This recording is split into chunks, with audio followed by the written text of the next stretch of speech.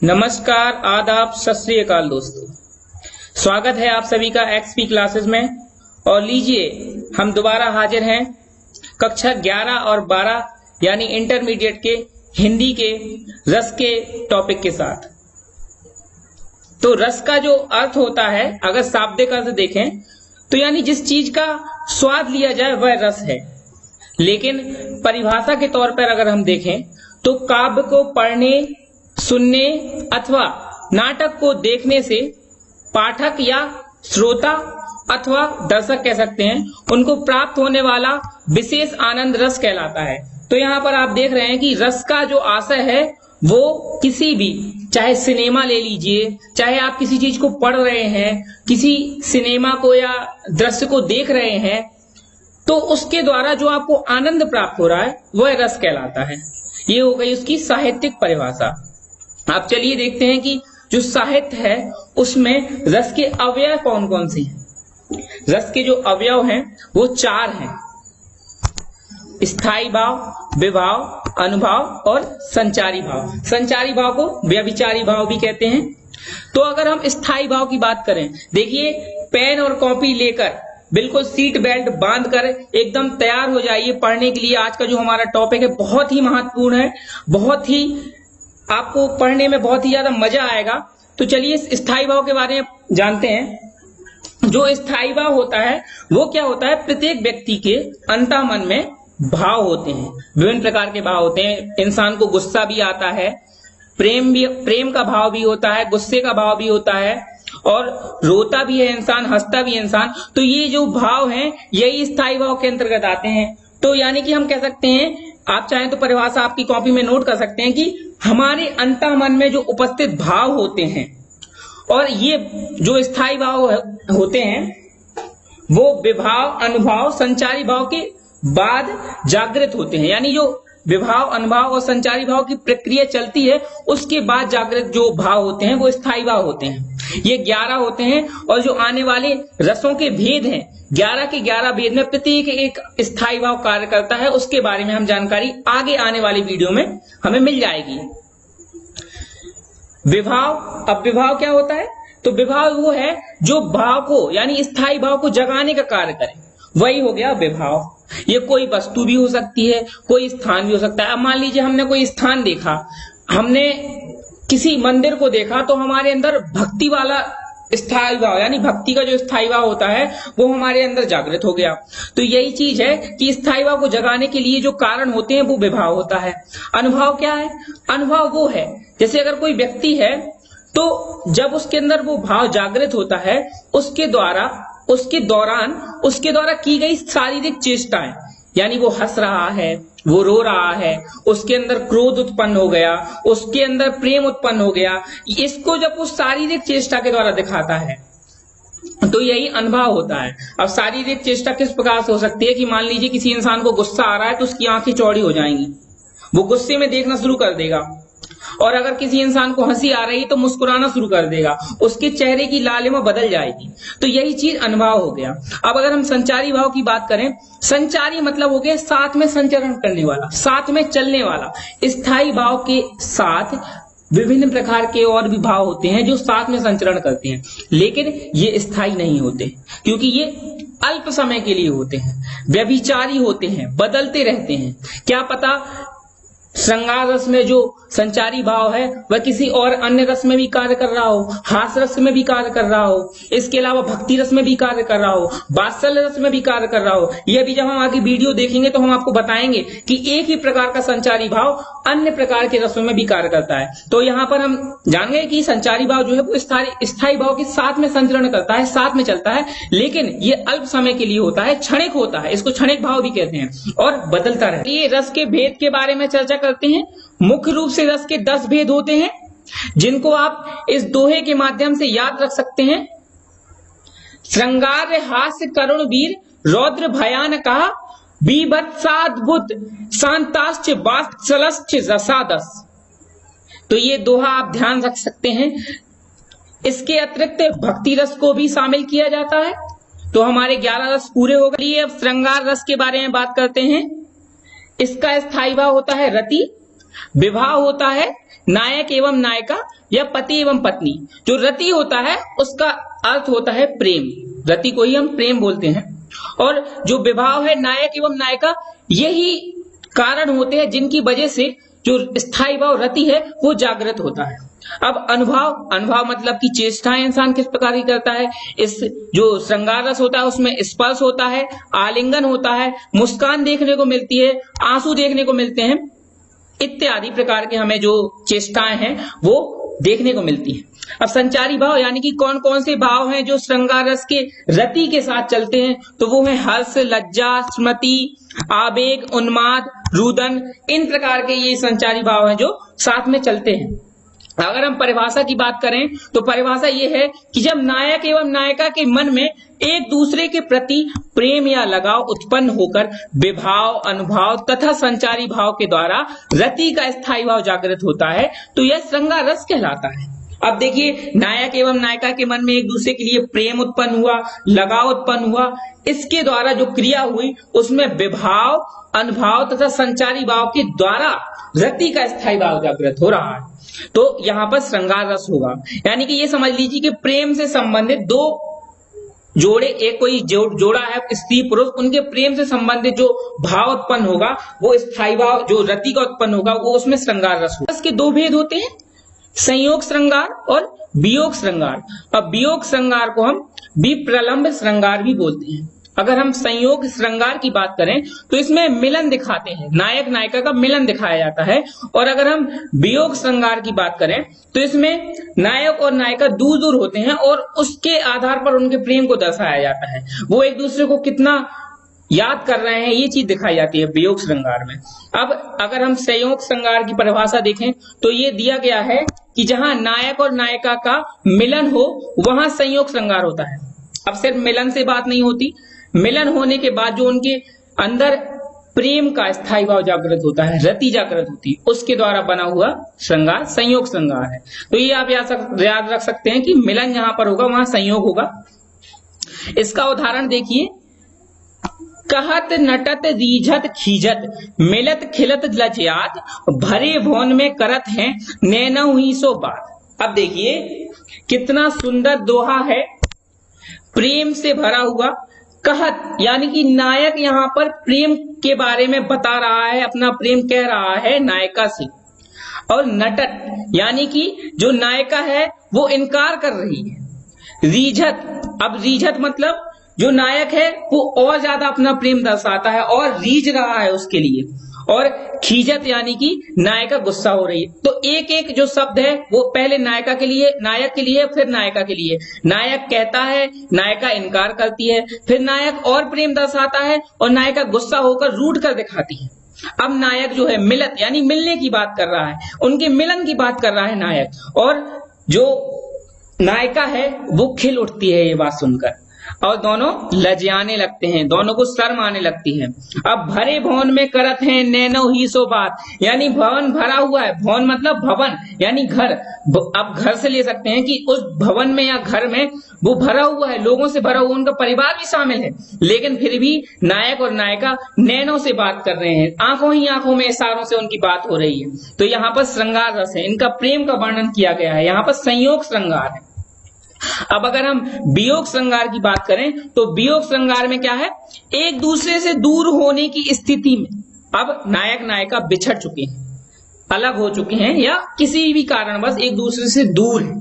तो जब नायक नायिका के प्रेम का वर्णन किया जाता है, यानी एक दूसरे से दूर होने की स्थिति में भी जब नायक नायिका के प्रेम का वर्णन किया जाता है तो वहां वियोग श्रृंगार होता है।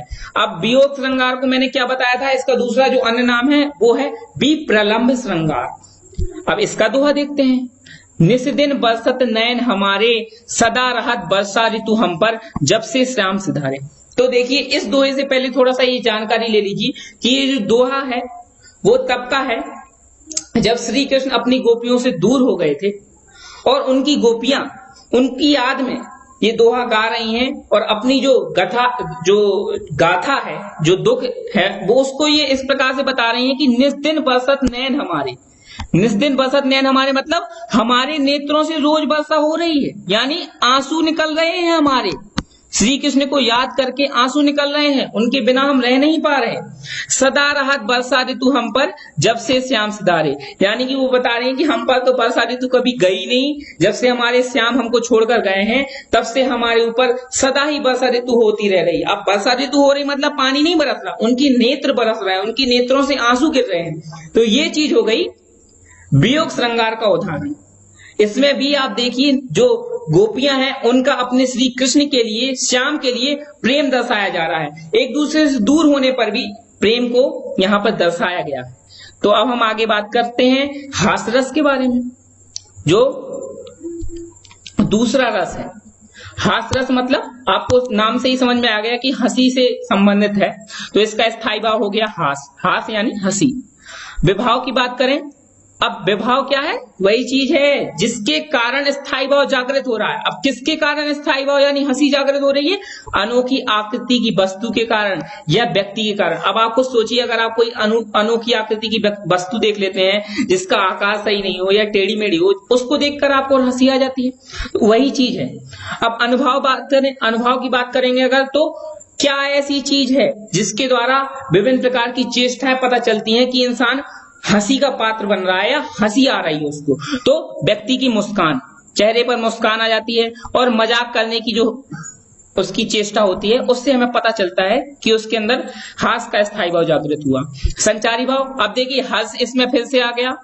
आलस्य, निद्रा, चपलता, उत्सुकता, ये जो संचारी भाव हैं ये स्थायी भाव हास के साथ चलते रहते हैं। आप देखिए, आप ये ध्यान रखिए कि संचारी भाव 33 होते हैं, स्थायी भाव सिर्फ 11 होते हैं, लेकिन ये संचारी भाव जो है बदलते रहते हैं। कभी किसी स्थायी भाव के साथ आ जाते हैं तो कभी किसी स्थायी भाव के साथ आ जाते हैं। अगर हम परिभाषा की बात करें तो जब किसी व्यक्ति अथवा वस्तु की वेशभूषा को, वाणी को, आकार इत्यादि में अगर विकृति को देखकर हंसी आ जाए तो वहां पर हास्य रस होता है। वही चीज हुई कि किसी वस्तु की वेशभूषा, किसी व्यक्ति की वेशभूषा हो। अब मान लीजिए कोई फटे हुए कपड़े पहने या आजकल डैमेज पैंट बहुत चल रहे हैं, आपको पैंट इतना ज्यादा डैमेज है कि देखकर हमें हंसी आ जाती है कभी कभी, तो यहाँ पर वो इंसान हंसी का पात्र बन गया, यहाँ पर हास्य रस हो गया।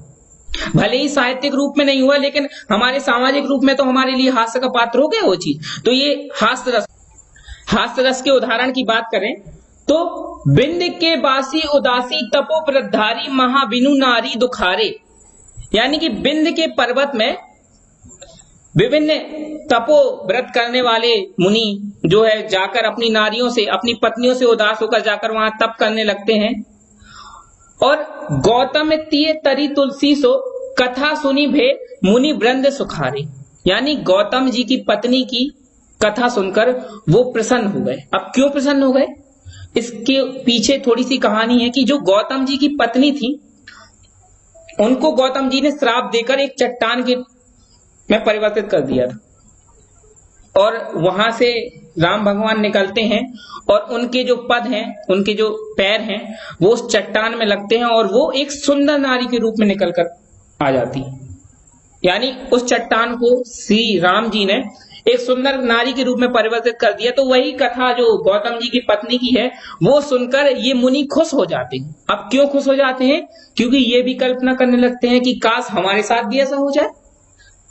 अब जो मुनि है वो अपनी पत्नियों से खुश नहीं है, इसलिए वो ये सोच रहे हैं कि हमें भी कोई सुंदर नारी चंद्रमुखी सी देखने को मिल जाए तो हमारा भी जीवन सफल हो जाए। तो वही दिया है कि है सिला सब चंद्रमुखी पर से पर मंजुल कुंज तिहारे, यानी कि वो कह रहे हैं कि अगर श्री राम जी के जो पद हैं, पैर हैं, वो हमारे इस क्षेत्र में विंध्य के पर्वतों में, पहाड़ों में, जंगलों में अगर पड़ जाएं तो हमें भी चंद्रमुखी देखने को मिल जाए, सुंदर नारी चंद्रमुखी के रूप में देखने को मिल जाए। चंद्रमुखी मतलब सुंदर नारी हो गया, पद मतलब उनके पैर हो जाएं। जो श्री राम जी के पैर हैं वो अगर इस जंगल में पड़ जाए तो हमें भी सुंदर नारी देखने को मिल जाए। कीनी भली रघुनायक जू, यानी कि हे रघुनायक जी, हे राम जी, हम पर भी आप ये, हमारे लिए भी ये आप भला कर दीजिए, दया कर दीजिए। करुणा करी कानन को पग उधारे, यानी कि ये कानन मतलब हो गया जंगल में, विंध्य के जंगल में आप आकर अपने पग यानी कि अपने पैरों को धारण करिए और हमें भी चंद्रमुखी के दर्शन करवाइए। तो यही चीज है, हास्य रस ऐसा ही होता है कि आपको पढ़ते पढ़ते हंसी आने लगती है और कुछ इस प्रकार के तुक होते हैं जो आपको सुनकर हंसी का पात्र बना देते हैं, यानी आपको हंसी आने लगती है। अब जैसे अगर बात करें टिकटॉक है, आप देखते हैं टिकटॉक पे आपको ढेरों वीडियो ऐसे मिलेंगे जो आप देखेंगे दर्शन मात्र से आपको हंसी आ जाएगी और आपके अंदर हास्य का स्थायी भाव जागृत हो जाएगा। जैसे मैंने अभी बताया, किसी का डैमेज पैंट देख लीजिए, वो इतना ज्यादा डैमेज है कि आपको लगे ही नहीं कि इंसान ने वस्त्र धारण किया है या पैंट पहने हुए, तो आपको हंसी आ जाएगी।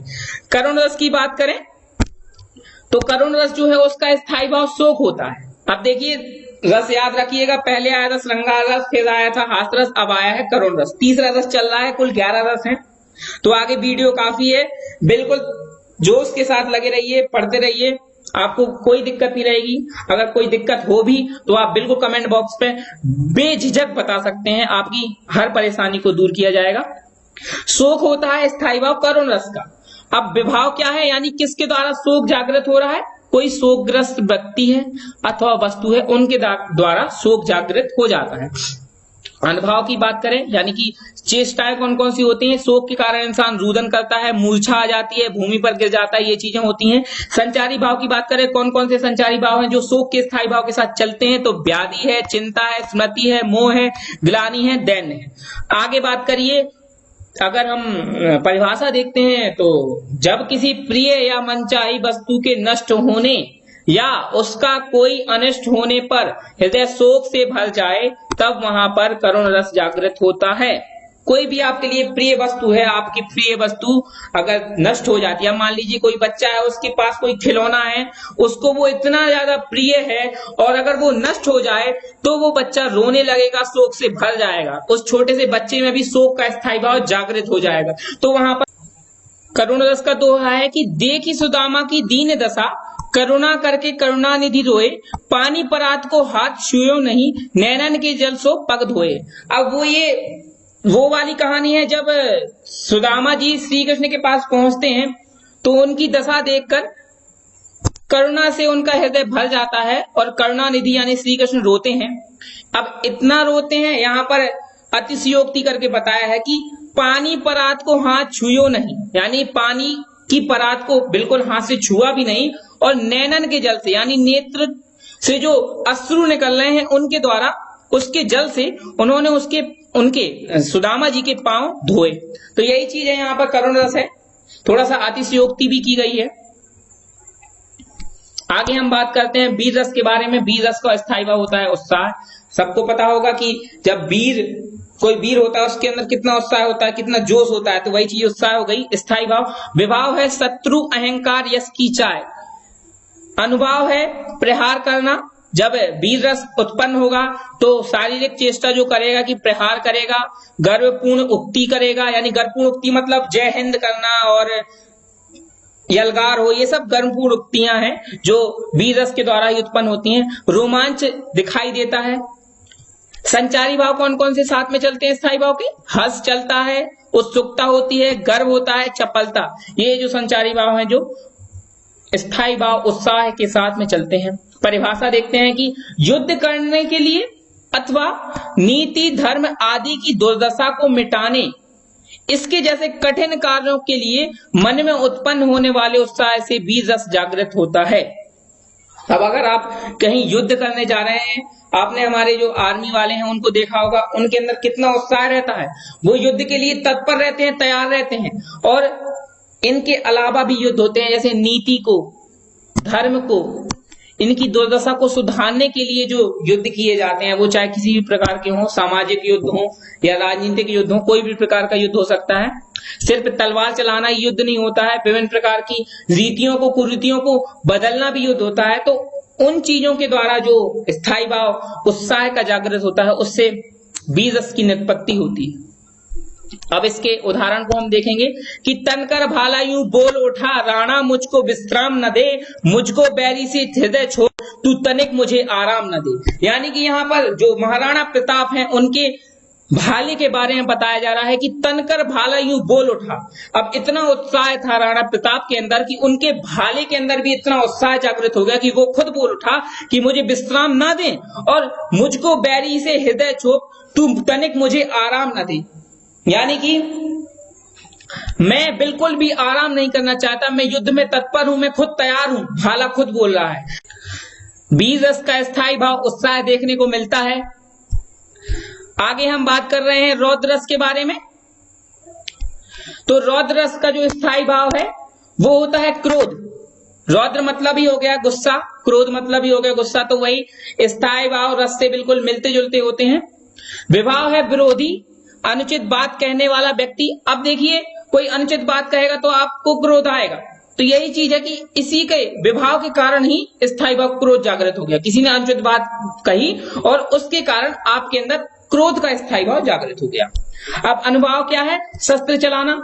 इंसान जो क्रोध में होगा शस्त्र चला देगा, भौं चढ़ा देगा, मुख लाल कर लेगा, गुस्से में लाल हो जाएगा, तो ये अनुभाव हो गया। संचारी भाव उग्रता, अमरस, आवेग और मोह, ये हैं जो क्रोध के साथ चलते हैं। परिभाषा की बात करें तो विरोधी पक्ष की ओर से व्यक्ति समाज, धर्म अथवा राष्ट्र की निंदा या अपमान करने पर मन में उत्पन्न होने वाले क्रोध से रौद्र रस की उत्पत्ति होती है। कोई भी विरोधी पक्ष है, उसके द्वारा कही गई बात से, किसी समाज से, किसी धर्म से या किसी राष्ट्र की निंदा या अपमान करने पर जो मन में क्रोध उत्पन्न होता है, उससे रौद्र रस की उत्पत्ति होती है। उस काल मारे क्रोध के तनु कांपने उनका लगा, मानो हवा के वेग से सोता हुआ सागर जगा।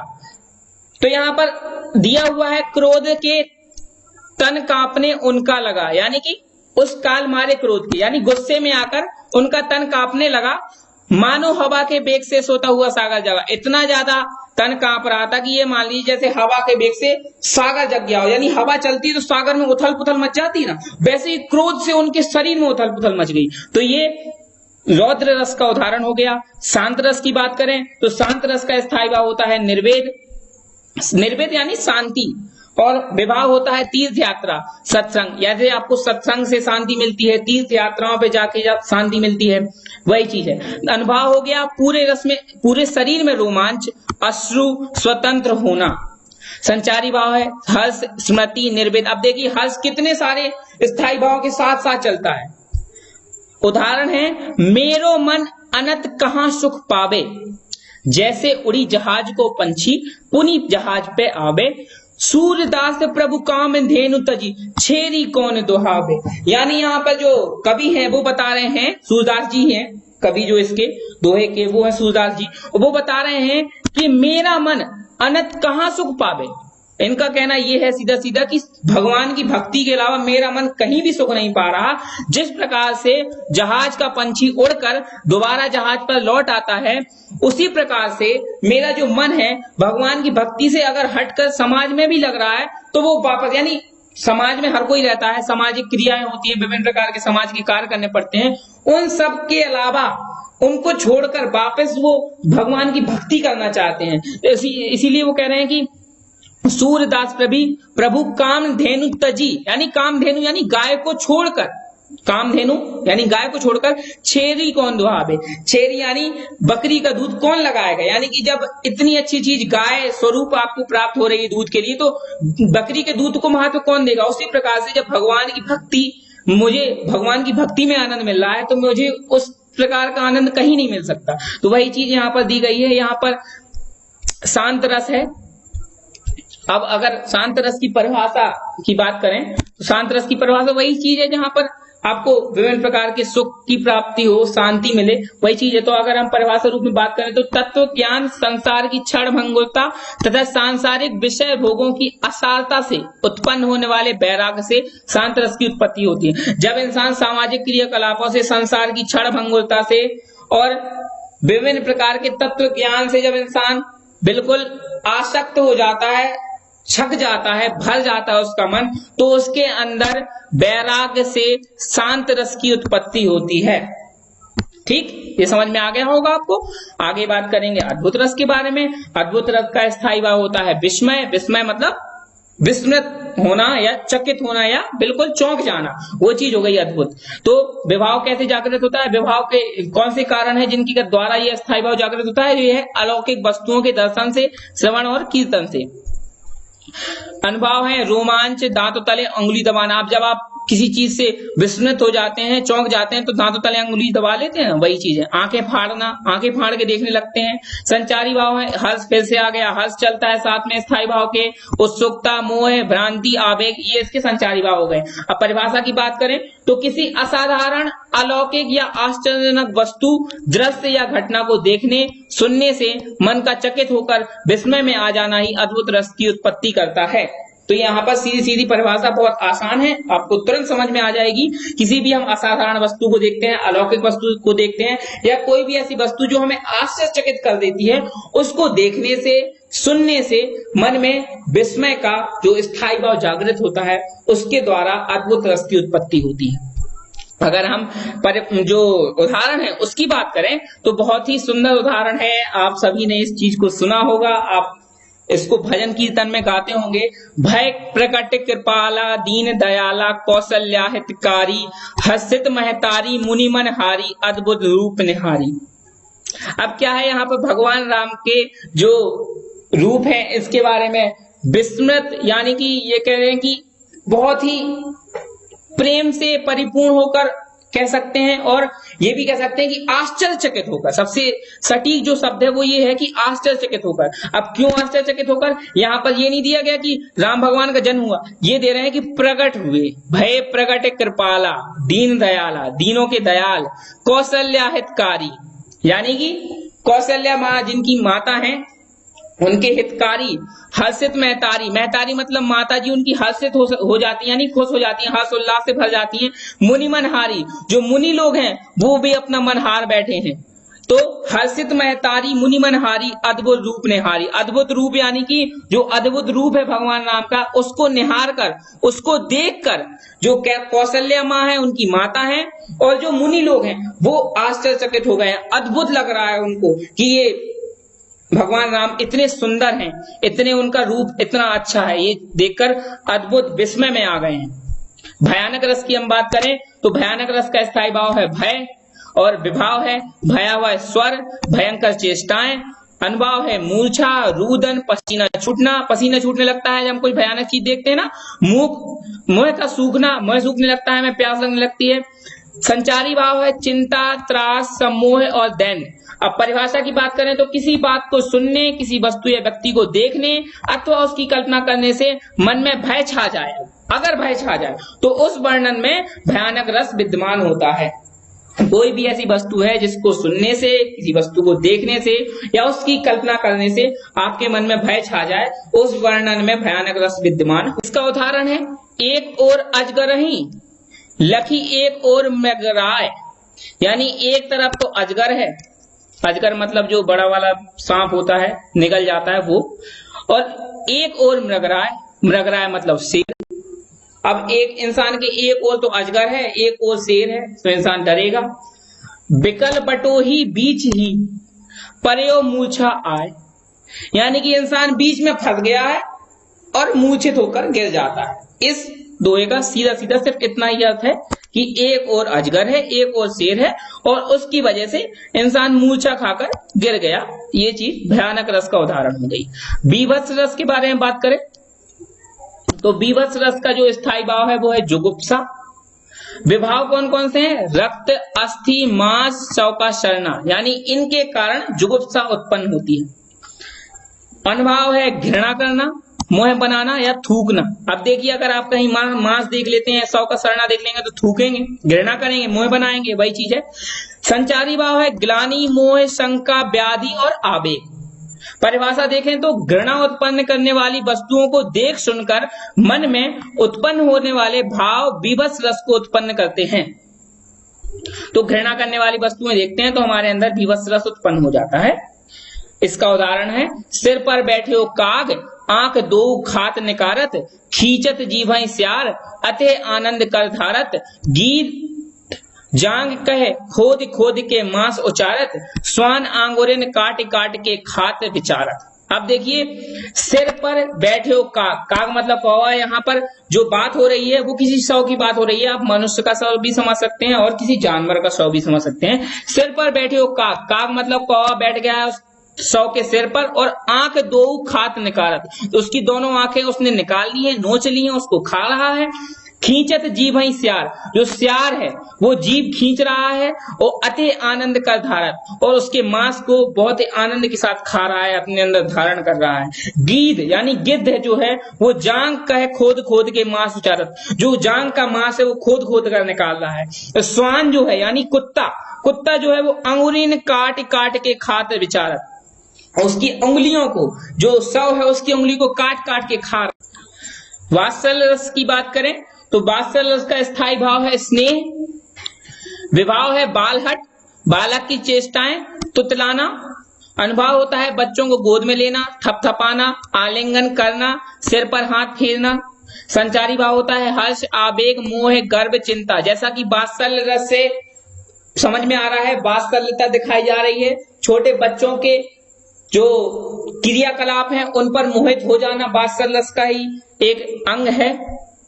परिभाषा की बात करें तो छोटे बालक बालिकाओं की मधुर चेष्टा, उनकी बोली के प्रति माता पिता की ममता एवं स्नेह से वात्सल्य रस की उत्पत्ति होती है। छोटे बालक बालिका होते हैं, वो घुटनों के बल चल रहे हैं, तुतलाकर बोल रहे हैं, या कोई क्रियाकलाप कर रहे हैं, खेल रहे हैं, शैतानी कर रहे हैं, उसके द्वारा माता पिता के अंदर जो प्रेम उत्पन्न हो रहा है, उनके प्रति स्नेह ममता उत्पन्न हो रही है, वह वात्सल्य रस का उदाहरण है।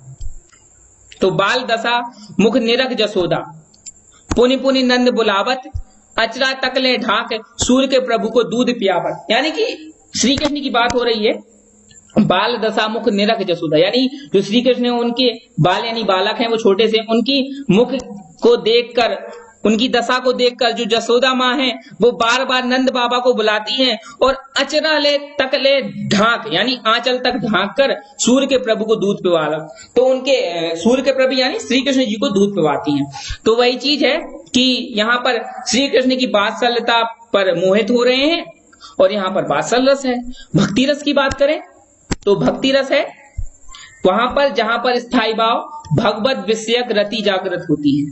अब वहां पर हमने पढ़ा था रति जो नायक नायिका के प्रेम से थी, यहाँ पर भगवत विषयक रति है। विभाव है परमेश्वर की कार्यकलाप और सत्संग, इनके द्वारा भगवान के प्रति हमें जो प्रेम जागृत होता है वही भक्ति रस है। और अनुभाव होते हैं भगवत भजन, कीर्तन, नाचना।